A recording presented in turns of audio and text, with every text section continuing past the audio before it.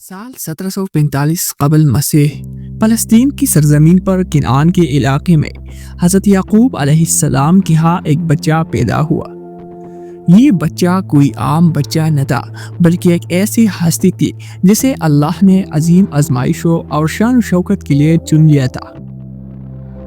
ان کی والدہ سیدہ راحیل بنت لابان تھی، جو حضرت یعقوب علیہ السلام کی محبوب بیوی تھی۔ حضرت یوسف علیہ السلام کی پیدائش نے حضرت یعقوب علیہ السلام کے دل میں خاص محبت جگا دی، کیونکہ وہ نہ صرف اپنی والدہ کے پہلے بیٹے تھے، بلکہ ان کی خوبصورتی، معصومیت اور نورانی چہرہ بھی انہیں سب سے منفرد بناتا تھا۔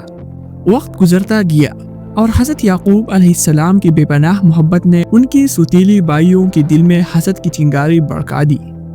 وہ دیکھ رہی تھی کہ ان کی والد حضرت یوسف علیہ السلام کو سب سے زیادہ عزیز رکھتے ہیں، اور یہ بات ان کی دل میں جلن پیدا کر رہی تھی۔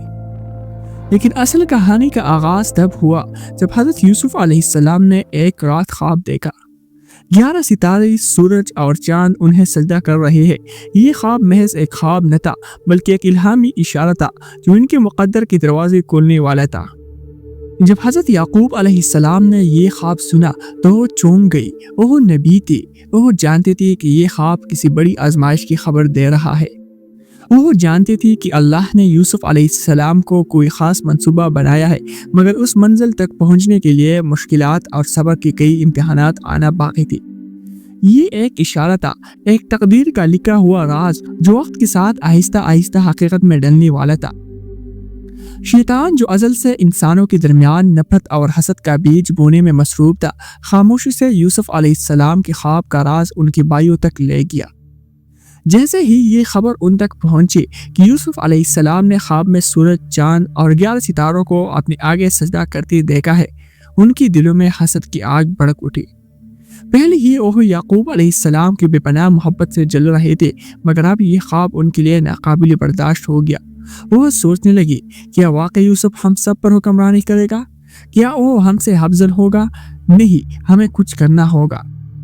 شیطان نے ان کی دلوں میں وسوسہ ڈالا اور آخرکار وہ ایک بھیانک منصوبے پر متفق ہو گئی۔ ایک دن وہ یوسف علیہ السلام کو کھیلنے کے بہانے ساتھ لے گئی۔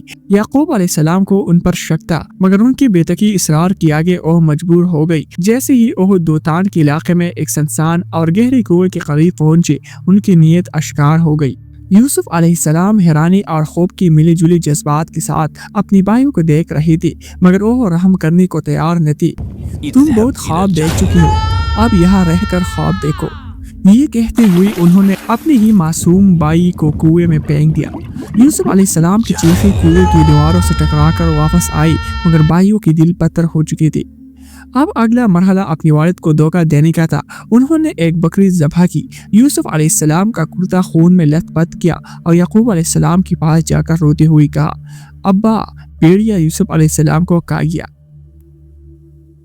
چند دن بعد ایک مدین کا قافلہ اس راستے سے گزرا۔ جب قافلے والوں میں سے مالک بن نزار نے کنویں سے پانی نکالنے کے لیے ڈول ڈالا تو وہ حیران رہ گیا۔ ڈول میں پانی کے بجائے ایک حسین بچہ موجود تھا۔ قافلے کے لوگ حیران ہو گئی اور ایک لڑکی رعالہ بنت زار نے انہیں دیکھا تو حیرت سے کہا، یہ تو کوئی غلام معلوم نہیں ہوتا، یہ تو کسی رئیس زادی کا بچہ لگتا ہے۔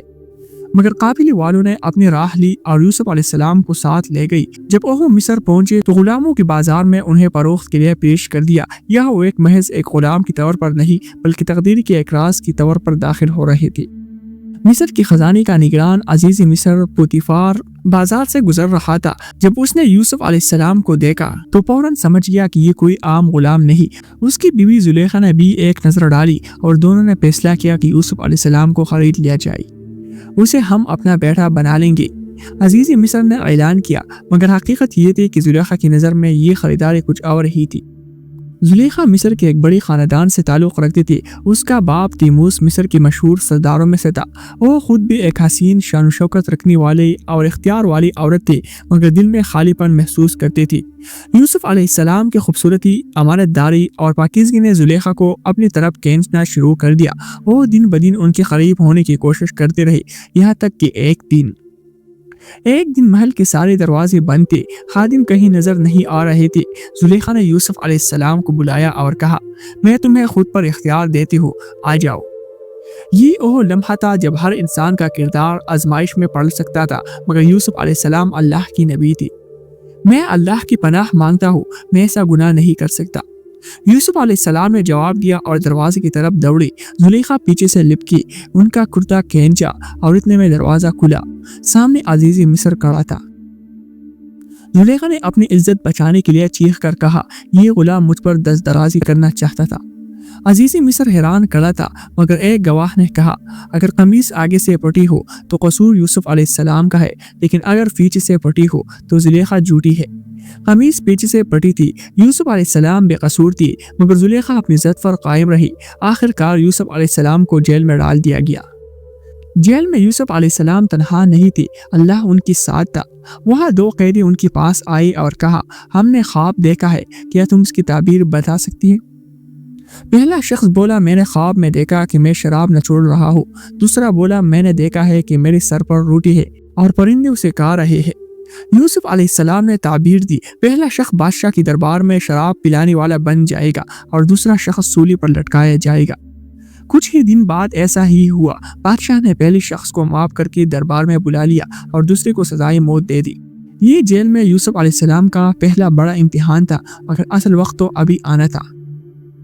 ایک رات مصر کی بادشاہ ریان بن ولید نے ایک عجیب خواب دیکھا۔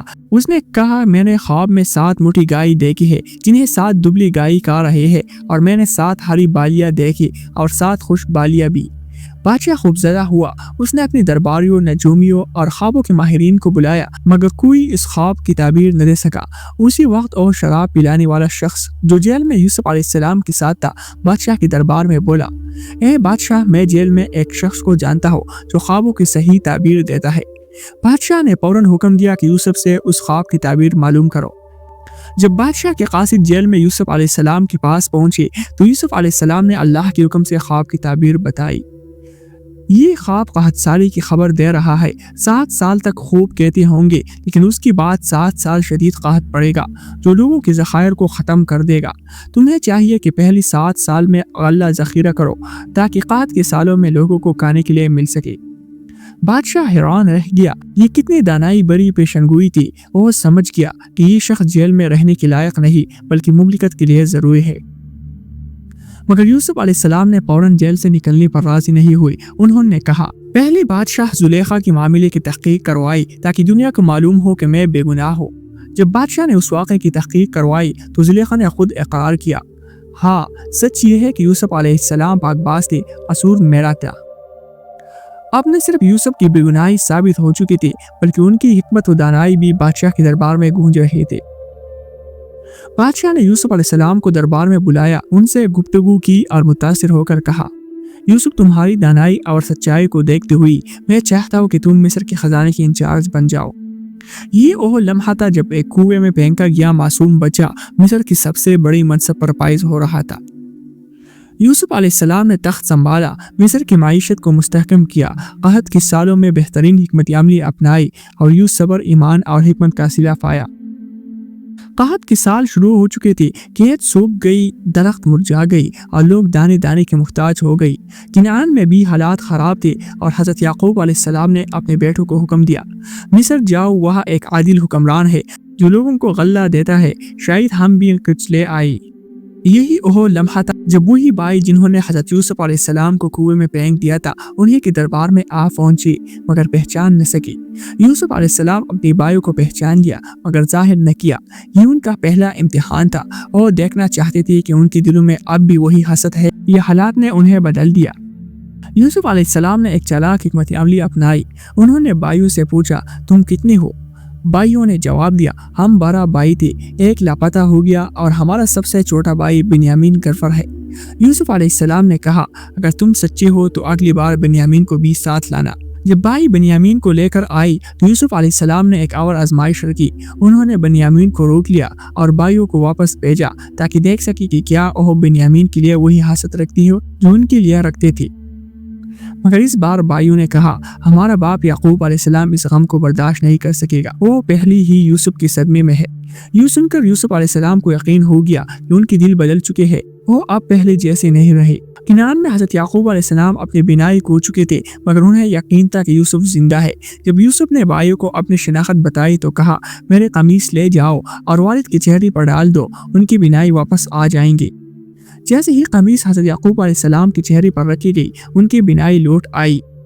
یوسف علیہ السلام نے والد اور پوری خاندان کو مصر بلایا۔ جب یعقوب علیہ السلام، والدہ اور بھائی مصر پہنچے تو وہ دربار میں آئی اور جیسے ہی یوسف علیہ السلام تخت پر بیٹھے، ان کے والدین اور بھائی ان کے آگے جھک گئی۔ یہی وہ خواب تھا جو یوسف علیہ السلام نے بچپن میں دیکھا تھا۔ 11 ستارے، سورج اور چاند انہیں سجدہ کر رہے ہیں۔ یوسف علیہ السلام کے پاس اختیار تھا کہ وہ اپنے بھائیوں سے بدلہ لے، مگر انہوں نے کہا، آج تم پر کوئی الزام نہیں، اللہ نے ہمیں جھول دیا، وہ سب سے زیادہ رحم کرنے والا ہے۔ حضرت یوسف علیہ السلام 110 سال کی عمر میں مصر میں وفات پا گئی۔ انہیں مصر میں ہی دفن کیا گیا، مگر ان کی ایک وصیت تھی، جب بنی اسرائیل مصر سے نکلے تو میری ہڈیاں بھی اپنی ساتھ لے جانا۔